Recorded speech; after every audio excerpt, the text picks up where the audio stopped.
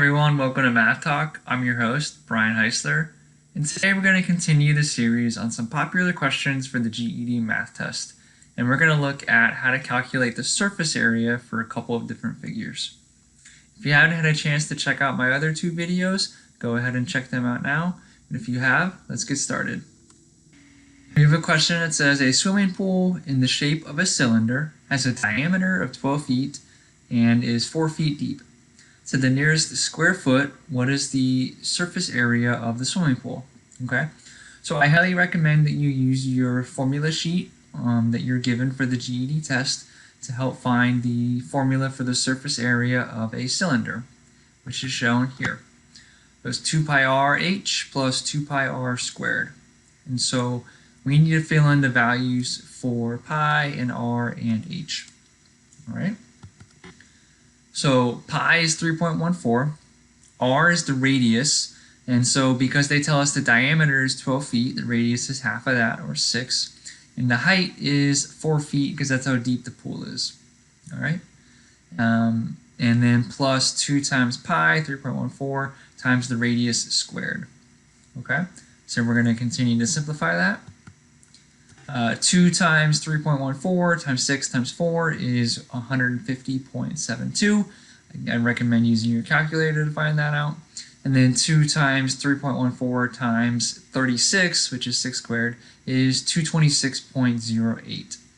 All right, so we add those two together. Again, I recommend using the calculator for that. You get the surface area equals 376.8.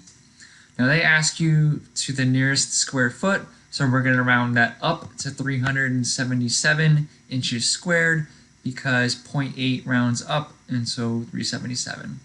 All right, perfect. Let's look at another example. It says you are building a model of a pyramid with a square base.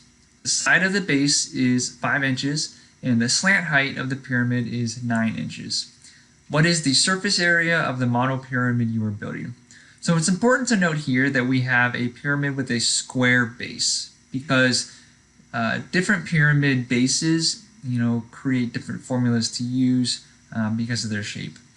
And so we're going to use that information. Again, I recommend referencing the formula sheet that you have to find the surface area of a square pyramid.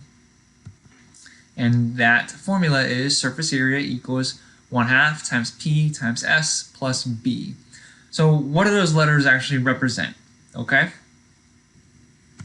Well, P represents the perimeter of the base, and capital B represents the area of the base.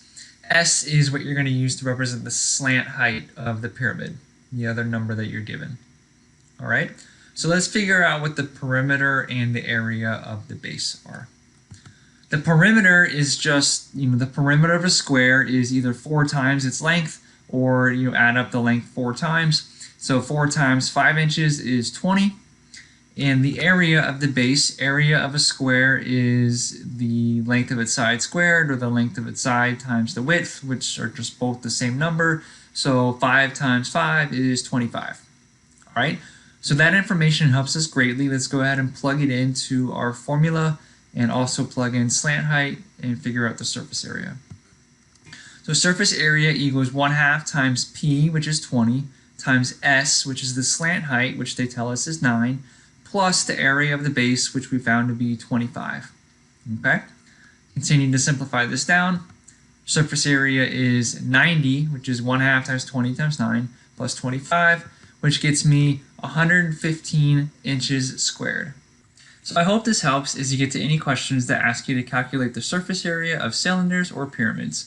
I recommend using your formula sheet so that you know you're using the correct formula, and that you use your calculator for any kind of tricky calculations.